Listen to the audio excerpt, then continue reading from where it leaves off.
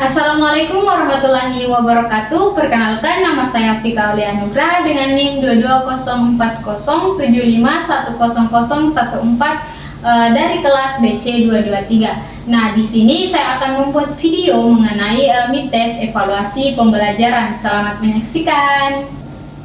Nah, soal yang pertama itu, apa perbedaan dari pengukuran, penilaian, tes, dan evaluasi, dan berikan contohnya. Nah, yang pertama itu ada pengukuran. Pengukuran adalah pemberian angka sesuai dengan kemampuan peserta didiknya.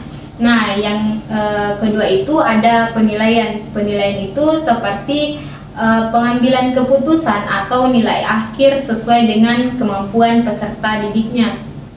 Yang ketiga itu ada tes. Tes itu alat untuk mengukur suatu kemampuan peserta didik. Nah, yang keempat itu ada evaluasi. Nah, evaluasi adalah kegiatan untuk mengumpulkan atau menganalisis suatu proses hasil belajar dari peserta didik. Nah, contoh dari pengukuran itu seperti teknik tes dan teknik non-tes.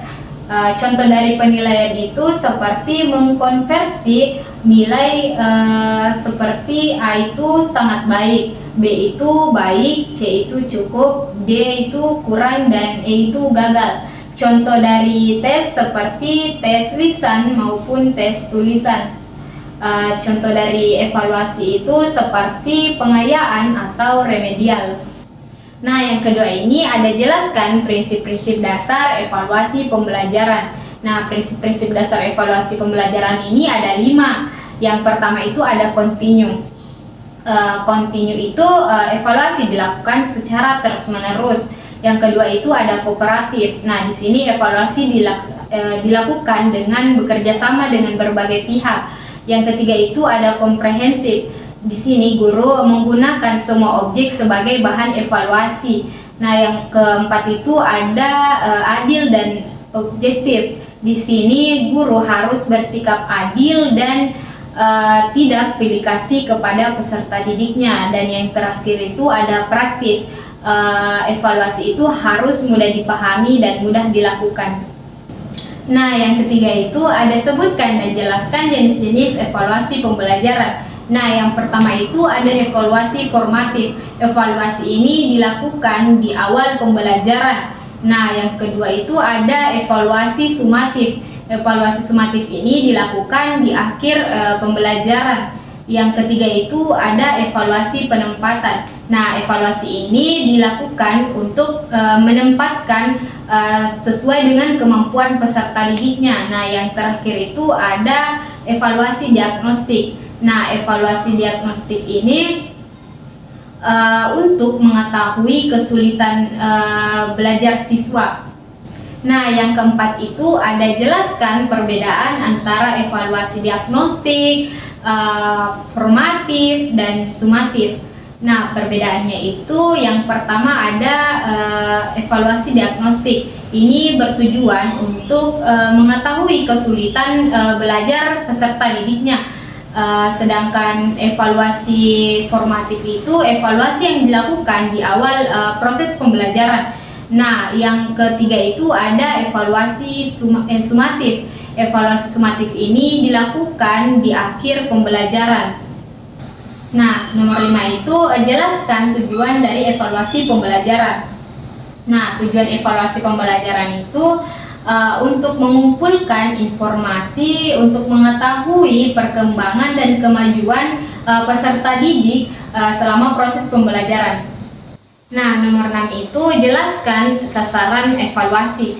Nah, sasaran evaluasi itu dibagi menjadi 2. Ada yang bersifat makro dan ada yang bersifat mikro. Nah, yang bersifat makro itu sasarannya ke program pendidikan, dan yang bersifat mikro itu sasarannya ke pencapaian belajar peserta didik. Nah, nomor 7 itu jelaskan fungsi evaluasi pembelajaran bagi pendidik dan bagi siswa.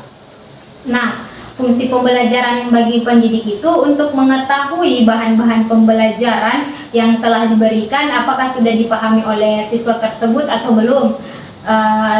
Fungsi evaluasi pembelajaran bagi siswa itu untuk mengetahui sejauh mana capaian keberhasilan dari proses pembelajaran.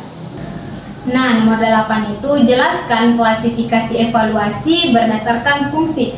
Nah, klasifikasi evaluasi berdasarkan fungsi ini bertujuan untuk memenuhi kebutuhan psikologis dan administratif. Nomor 9 itu jelaskan prosedur evaluasi pembelajaran dan berikan contohnya. Nah, prosedur evaluasi pembelajaran itu yang pertama ada perencanaan evaluasi. Nah, kita harus merencanakan evaluasi apa yang akan diberikan kepada peserta didiknya. Yang kedua itu ada pelaksanaan evaluasi. Nah, setelah kita selesai melakukan perencanaan evaluasi, barulah kita melaksanakan evaluasi tersebut kepada peserta didik. Yang ketiga itu ada pengolahan data. Nah, setelah pelaksanaan evaluasi, kita mengolah semua data dari hasil pelaksanaan evaluasi tersebut. Nah, yang keempat itu ada penafsiran hasil. Nah, setelah melakukan pengolahan data, kita melihat hasil dari pengolahan data yang telah dilaksanakan. Nah, yang kelima itu ada laporan. Setelah selesai semua melakukan langkah-langkah yang telah dilakukan, barulah kita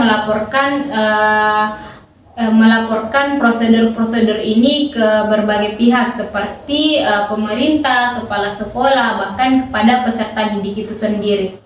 Nah, contoh dari prosedur evaluasi pembelajaran itu kita mengambil contoh dari pembelajaran matematika. Nah, yang pertama itu kita membuat kisi-kisi, kemudian kita uji cobakan kepada peserta didiknya. Setelah menguji cobakan, barulah kita memberikan atau melaksanakan kisi-kisi tersebut. Nah, setelah melaksanakan, barulah kita mengolah hasil data dari kisi-kisi itu. Nah, setelah mengolah hasil data, barulah kita menafsirkan hasil yang telah diperoleh dari pengolahan data tersebut. Nah, kemudian setelah semuanya selesai, barulah kita laporkan kisi-kisi itu terhadap pihak-pihak, baik itu pihak pemerintah, kepala sekolah, bahkan peserta didik itu sendiri. Nomor 10 itu jelaskan apa itu tes dan apa itu non-tes dan berikan contohnya. Nah, tes itu alat ukur berupa pertanyaan dan latihan, contohnya itu pilihan ganda dan uraian. Sedangkan non-tes itu berupa pengamatan yang sistematis. Nah, contohnya itu seperti wawancara, kuesioner, dan observasi. Nah, itulah tadi yang dapat saya sampaikan. Lebih dan kurangnya mohon dimaafkan. Wabillahi taufiq wal hidayah. Wassalamualaikum warahmatullahi wabarakatuh.